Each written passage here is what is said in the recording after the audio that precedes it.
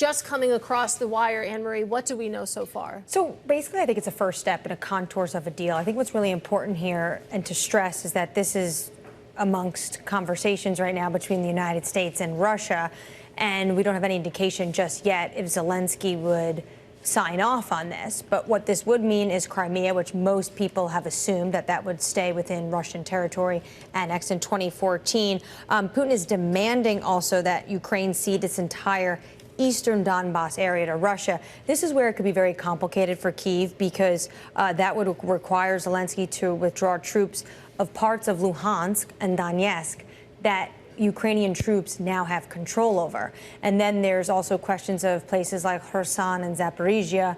Right now, Russia would have to halt its offensive there where they are. What does this mean for Zaporizhia specifically? Because that is the biggest nuclear power plant in Europe. But I would say that this is just giving contours of potentially what could be agreed upon when Trump and Putin meet.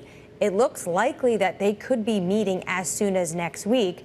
I think it's important to note two things on this, though. Yesterday, the White House was pushing back pretty strongly after the Kremlin came out and said that they did agree that they were going to have this meeting. And the White House is saying there would be no meeting unless Putin sat down with Zelensky. Then the president was asked directly about this by reporters.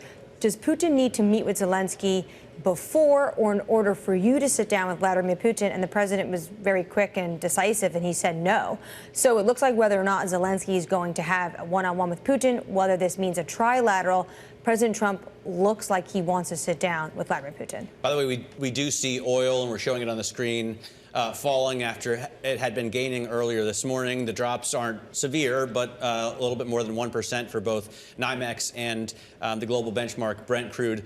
What more do we know about this meeting? I mean, where would they meet, for example? So that's a good question. I think you have to look at places where they met in the past. What would be on the list? What would be off the list? Helsinki, no longer on the list, as Finland has joined NATO. I think Switzerland, given the fact that I think Russia no longer views Switzerland as a neutral territory, that would be off the list.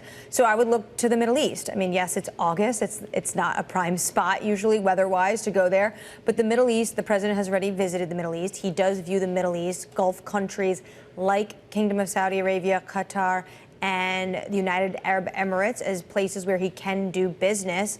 I would note he's already been there, so already there's been advance work that's been done there. Also, the ruler of UAE, Sheikh Mohammed bin Zayed, was in Russia yesterday meeting with President Putin. So personally, for me, reading the tea leaves, I would say likely it could be a place like that. Maybe the Kingdom of Saudi Arabia, given the fact that Saudi Arabia was one of these first places that hosted the United States negotiators and Russian negotiations in the very beginning.